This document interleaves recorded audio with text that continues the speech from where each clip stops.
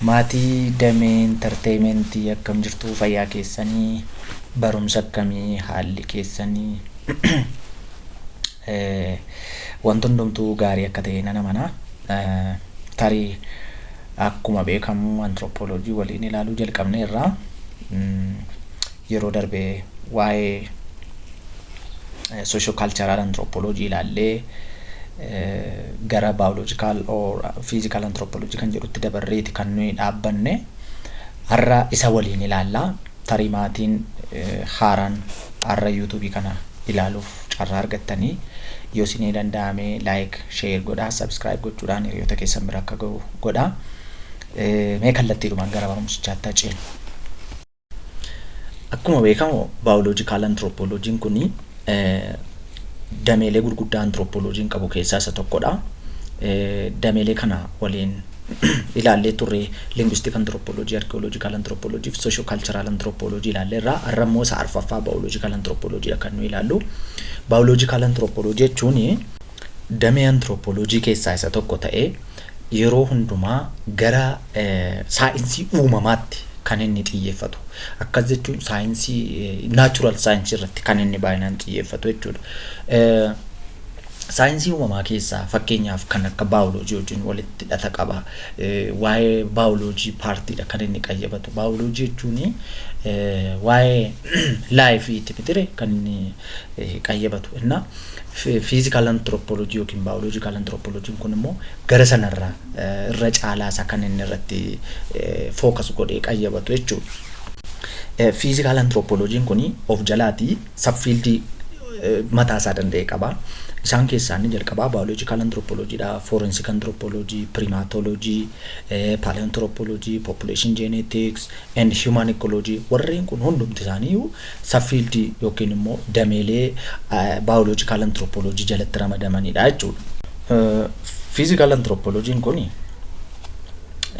kan inni irratti xiyyeeffatu waa'ee biological evolutioniti. Fakkeenyaaf waa'ee Charles Darwin theory sana irratti baay'inaan focus godha.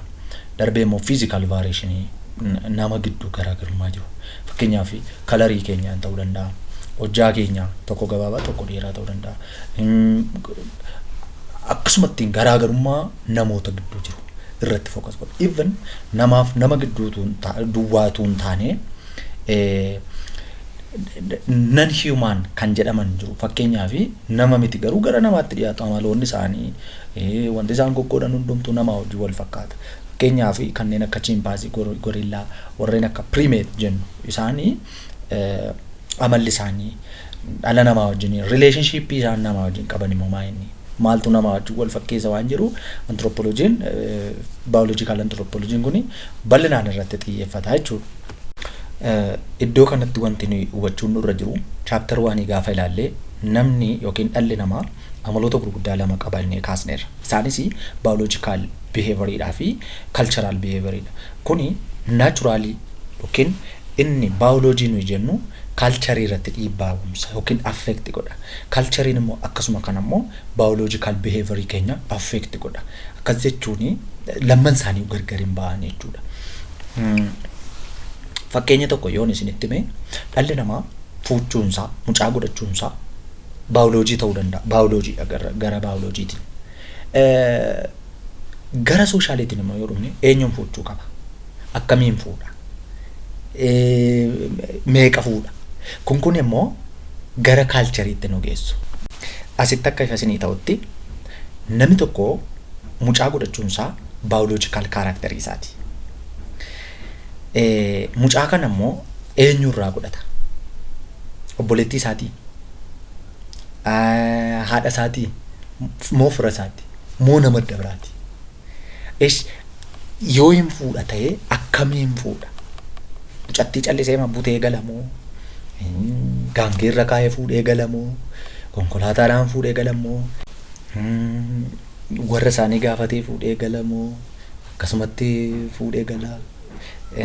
Erga fuudhee galee maaliin jiraachisaa? Attamiin jiraachisaa? Kun hundumti isaa immoo aadaa keessa jiru jechuudha. Aadaa hawaasaa keessa dhokatanii jiru. Kanaafuu culture'n yeroo baay'ee biological characterii keenya deebisee affect godha jechuudha. Fakkeenyaaf immoo yoo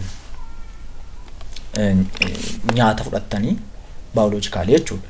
Namni kamiyyuu jiraachuudhaaf nyaachuu qaba. Kun biologically yoo ilaalle nyaata nyaachuun sun biological character keenyadha. Culturein immoo maal nyaachuu qabna?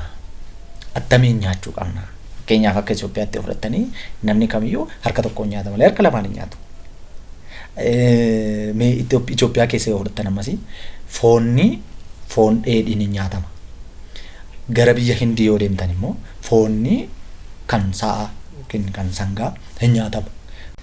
Akkuma kana immoo lafatti bofti nyaatamu jira, lafatti bofti hin nyaatamne jira. Lafatti booyyeen nyaatamu jira, lafatti booyyeen hin nyaatamne jira. Kanaaf biological character keenya affect kan godhu culture keenya jechuudha.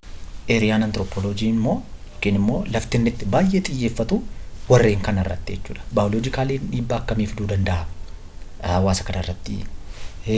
Culturein immoo biologically irratti dhiibbaa akkamii fiduu danda'a isa jedhudha. Kan biological anthropology kun immoo irratti xiyyeeffatu jechuudha. Inni biraanii source of biological variation kan jennu yookiin immoo maddi biological garaagarummaa biology nu gidduu jiru sadiidha jedhanii qoodu. Inni jalqabaa natural selectionidha. Inni lammaffaa geographical isolationidha. Inni sadaffaan immoo genetic mutation isa jennudha. Garaagarummaan biological variation kun yookiin garaagarummaan biologyidhaan jiru kuni wantoota gurguddaa sadii. Natural selection inni jennu uumamumaan jechuudha. Inni tokko cimaadha, inni tokko dadhabaadha. Akkas jechuun survival of the fittest kan jedhu biology keessatti tarii yoo yaadattan jechuudha. Inna warri ciccimoon hin jiraatu, warri dadhaboonni immoo hin du'u yookiin immoo hin jiraatan jechuudha. Kanaafuu garaagarummaan biologicalidhaan jiru inni jalqabaa natural selectionidha. Uumamumaan cimaan jira, dadhabaan jira jechuudha. Asitti wanti beekamuu qabu environmentii survive gochuu kan danda'u hin jiraata. Survive gochuu kan hin dandeenye immoo hin jiraatu jechuudha karaa biraa. Kanaafuu garaagarummaan uumamumaan kan nama gidduu jiru kun biological variation jedhama. Inni lammaffaan geographical isolationidha. Geographical isolation inni jennu kuni namni sanyii tokkodha. Akkas jechuun Ameerikaa jiraatu, Afrikaa jiraatu, Yuuroopina jiraatu, Ameerikaa lafa barbaadee jiraatu walitti dhufee meet wal gochuun isaa dirqama. Walitti dhufee meet waliin godhu taanaan walirraa waliin horu taanaan akka sanyii lamaatti ilaalama. Sanyii lama warra walitti hin dhufne. Fakkeenyaaf qalamee fi waraabessi walitti dhufanii meet wal gochuu hin danda'an. Walirraa horuu hin danda'an. Akkuma kana immoo yoo fudhattanii harreedhaaf booyyeen walitti dhufanii meet wal gochuu hin danda'an. Walirraa horuu hin danda'an. Maaliif sanyii garaagaraatti lamman isaaniiyyuu. Inna gaafa geographical isolation kana fudhannu namoonni sanyii tokko ta'anii geographiidhaan adda adda ta'an yookiin immoo haala teessuma lafaatiin adda adda kan jiraatanii yeroo dheeraadhaaf adda adda jiraatanii waan tokkotu walitti dhufeenya hin qabaatin waan tokko information waliin jijjiirin utuu lafa walii hin beekin gaafa yeroo dheeraadhaaf iddoo adda addaa jiraatan deebi'anii yoo wal arganii akka sanyii lamaatti wal ilaalu jechuudha. Akka fakkeenya akka maaliitti jechuudha. Nama sanyii tokko otoo hin taane nama isa kan biraaf nama isa kan biraa jechuudha. Lamman isaanii waliin beekan. Kanaafuu walitti dhufanii walirraa horuu yookiin meet wal gochuun hin ulfaataa jechuudha. Kun immoo maa'inni sababa geographical isolationiti. Kanaaf geographical isolationiin biological variationidhaa fi causii tokko jechuudha. Akka sababa tokkotti ilaalamaa jechuudha. Inni sadaffaan gene mutationidha. Biology keessatti akka barachaa turtanii gene mutation immoo wantoota gurguddaa sadii irraa dhufa. Isaanis immoo deletion, insertion and mutation kan jedhaman irraati kan inni maddu jechuudha. Waa'ee warra kanaa isin gadi fageenyaan dubbisaa garuu immoo gabaabamatti gaafa isaan delete ta'an yookiin immoo substitute ta'an rakkoowwan uumamanidha yookiin immoo biological variationiitu uumamaa jechuudha. Kanaafuu genetic mutationiin kuni sababa ta'uu danda'a jechuudha. Akka garaagarummaan baayoloojikaalii uumamuuf jechuudha gabaabamatti.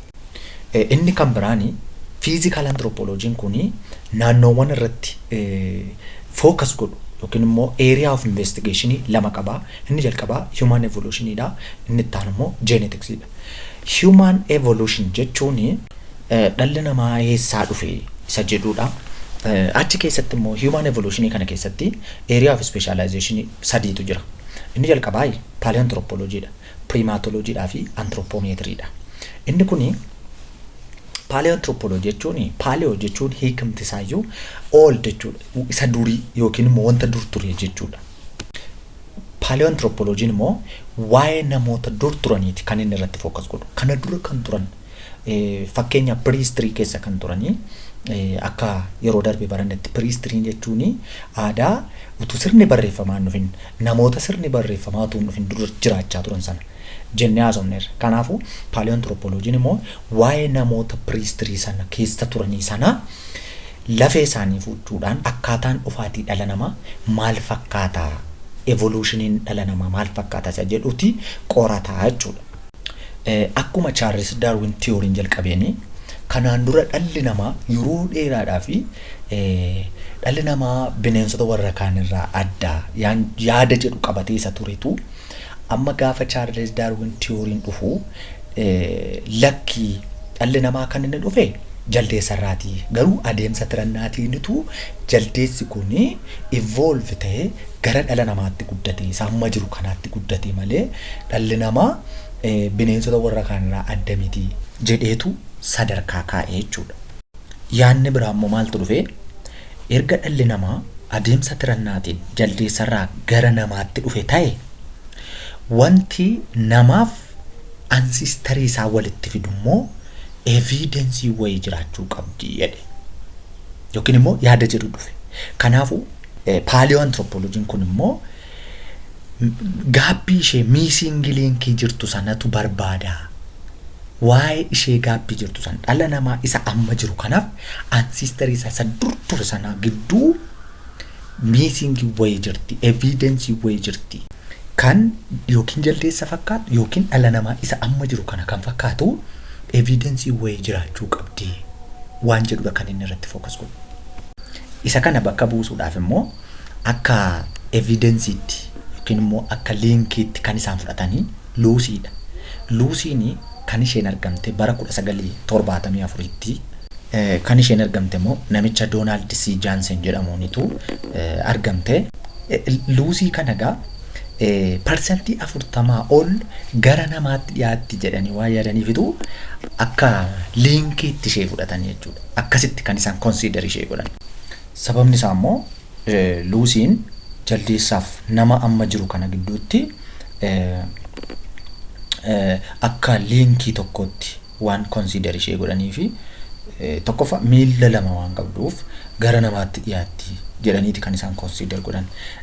Baay'ee Lucy jechi jettu kuni akkamiin moggaafame yookiin maalirraa dhufe isa jedhuu fi erga Lucy kan argatanii celebration irra otoo jiraniitu irra deddeebi'ee Donald kun immoo sirbanni sirbu tokkotu jira. Sirbichis immoo maal jedhaa? Lucy in the sky with diamonds, Lucy in the sky with diamonds jedhee utuu inni sirbu jechuudha. Tarii sagaleen isaa akka sana ta'uu dhiisuu danda'a, I don't know. Na yeroo sana sirba sana irra deddeebi'ee waan sirbuuf achumaan kan isaanii maqaa kana Lucy'tti ishee moggaasanii jechuudha. Inni biraanii area of specialization kan human evolution kana gaafa laallu primatology kan jedhu jira. Primatology jechuun it is study about the primates jechuun dhala namaa fakkaatu garuu immoo dhala namaa miti. Amala tokko qabu, karakteriin isaanii wanti isaan godhan hundumtuu dhala namaati wajjin walitti dhiyaata. Garuu dhala namaa miti isaan. Fakkeenyaaf yoo fudhattanii gorillaadhaa fi chimpanzee jechuudha. Isaan kuni baay'ee kan dhala namaati wajjin walitti dhiyaatanidha. Kuni kan isaan qayyabataniif immoo maaliifi tokkoffaayya. Isaaniin ilaalan amala isaanii qayyabataniitu nama wajjin hariiroo isaan qaban maal isa jedhuti ittiin adda baasu jechuudha. Inni biraanii anthropometry dha. Anthropometry jechuun Anthropos jechuun dhala namaati. Meetirii jechuun immoo meejeriing safaruudha. Dhala namaa kana safaruu jechuudha. Physical difference dhala namaa gidduu jiru. Garaagarummaa dhala namaa gidduu fakkeenyaaf kan akka garaagarummaa dhiigaa ta'uu danda'a. Skin colorii gogaan keenya kun garaagarummaa qaba. Skull shaping kun garaagarummaa kanatu ittiin safaruu jechuudha. Kanaafuu anthropometry jechuun garaagarummaa dhala namaa gidduu jiru safaruudha jechuudha. Inni biraan immoo human geneticsdha. Human genetics immoo kan inni irratti focus godhu baay'inaan maaliif amalli dhala namaa garaagara ta'e. Garaagarummaa amala namoota gidduu jiru fakkeenyaaf DNA fi RNA irratti hundaa'ee garaagarummaa namoota gidduu namoota amma jiraatan kana gidduu jiru kan qoratu jechuudha. Kanaafuu physical anthropology yookiin immoo biological anthropology inni nu jennu damee gurguddaa anthropology qabu keessaa isa tokko ta'ee wantoota nuyi amma dubbanne hundumaa kan of keessatti qabatudha jechuudha. Kanaaf barumsi keenya asuma irratti xumurraa. Torbee immoo chapter 3 walii wajjin jalqabnaa. Ammasitti immoo yaada gaaffii wanta barbaachisu hundumaa na gaafadhaa. Like, share, subscribe gochuun hin dagatinaa. Nagaan tura.